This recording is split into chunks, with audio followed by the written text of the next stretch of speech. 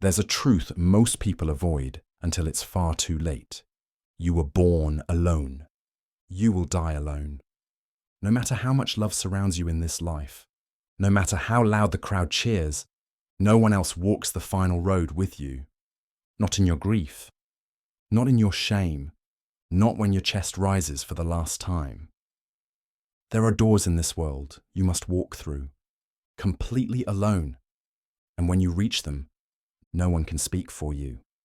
No one can save you. No one can feel what you're feeling. We spend our lives trying to forget this. We bury the silence with noise. We flood our senses with comfort, with content, with attention. But silence always returns, and when it does, it whispers the truth. You are walking this path alone, and for most people, that sounds like a curse. But what if it's the exact opposite? What if this is your liberation? Why does the idea of being alone terrify us so deeply? Why do we chase followers, likes, and praise like starving animals? Because being alone feels like being invisible, like you don't matter unless someone's watching you, unless someone loves you, unless someone says you're enough. But think about the people you admire, not the celebrities, not the trend chasers. I'm talking about the real ones, the warriors, the mystics, the leaders who shaped history. They weren't popular. They weren't always understood. They were often rejected, ridiculed, even exiled. But they walked their road anyway. They bled in silence. They fought battles no one saw. And they found something in that loneliness. Something sacred, something dangerous. They became forged. Not by applause, but by stillness, by struggle, by self-trust. And you? You have that same road in front of you, if you stop running from solitude long enough to hear what it's trying to say. Let me tell you a story. In ancient Rome, when a general returned from war victorious, he was given a parade, a triumph. The streets would roar, crowds tossed flowers. The emperor himself stood to honor him. It was the highest form of glory a man could receive. But behind that victorious general stood a slave. And that slave's only job was to whisper a single phrase into the general's ear, memento mori. Remember, you will die. That's it. That's all he whispered, again and again, over the sound of applause, over the cheers and the music and the drums. Because even in that moment of power, even in glory, the Romans knew this man was still mortal, still temporary, still walking toward the grave. You see, they understood something we've forgotten. Glory fades, fame is borrowed, and the road always ends in silence. So they reminded him, don't cling to the applause. Don't chase immortality in the eyes of others, because you don't own it. You never did.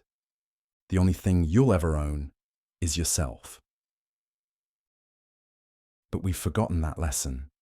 We live in a world that sells distraction as medicine, notifications, reels, approval in the form of numbers.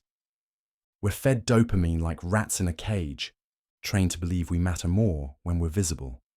But every time you reach for your phone to avoid being alone, you pay a price.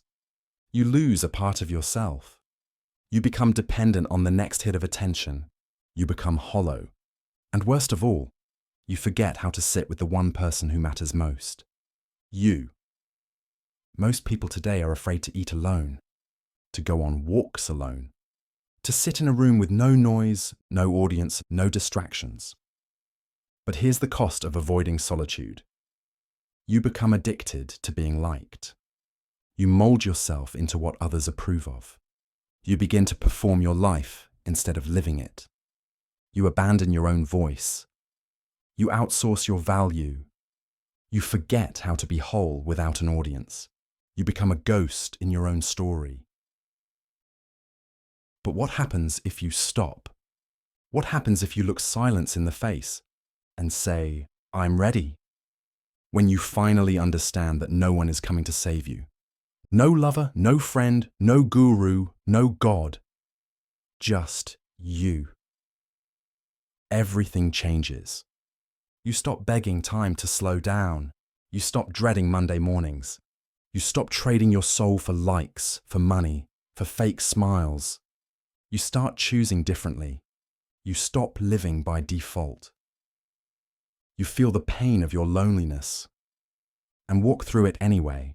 And on the other side, you meet someone you've avoided for a long time.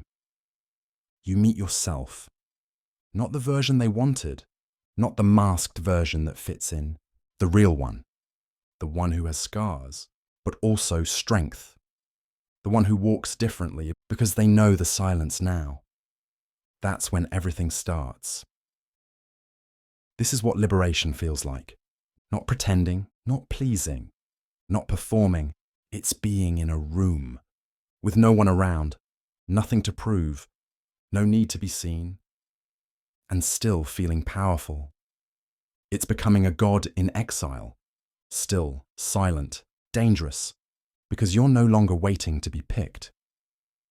You've picked yourself. You are no longer seeking permission. You've already started the war, and day by day, you get sharper, quieter, stronger. You're not the loudest in the room, but when you speak, it cuts through the noise. You're not chasing love. You're becoming love, solid, unshakable, enough. This is the kind of power that terrifies the world, because they can't sell it to you. They can't control it. They can't touch it. So yes, you will die alone, and that's not something to fear. It's something to rise to. Because once you embrace the solitude of your path, once you stop needing to be seen, you become untouchable. You walk through life like it owes you nothing, and yet you take everything from it. You stop chasing moments and start becoming one. You speak less, but your words become scripture. You appear rarely, but your presence is unforgettable. And when death finally comes for you, you won't be afraid. Because you already faced it. You already died to the world. You let go of the illusion. You walked the dark valley. And you came back different.